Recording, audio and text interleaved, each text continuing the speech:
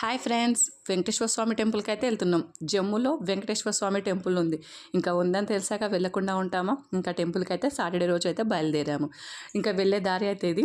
ఇంకా మేము ఉంటున్న దగ్గర నుంచి అయితే ఒక 5 కిలోమీటర్స్ అయితే ఉంటుంది. ఇంకా 11 కూడా కాలేదు, అప్పుడే ఫుల్గా ఎండలు స్టార్ట్ అయ్యాయి.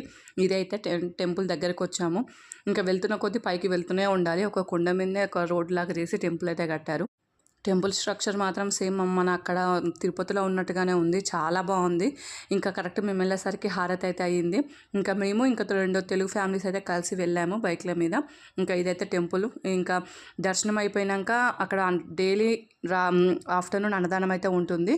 ఇంకా మేము వెళ్ళిన రోజు అయితే రాజ్మా ఇంకా ఒక గుమ్మడికాయ కర్రీ అయితే పెట్టారు. ఇంకా తినేసాక కొంచెం ఫొటోస్ వీడియోస్ అయితే అలా తీసుకున్నాము. మెయిన్ గుళ్ళో మాత్రం ఫోన్ అలౌ లేదు. బయట మాత్రం ఎన్నైనా ఫొటోస్ తీసుకోవచ్చు. చాలా బాగుంది గుడి మాత్రం. జమ్ములో ఉన్న వాళ్ళు మాత్రం తప్పక వెళ్ళాల్సిన ప్లేసు. ఇంకా ఉందని తెలిసాకైతే కంపల్సరీగా అందరు వెళ్తారు. చాలా అంటే చాలా బాగుంది.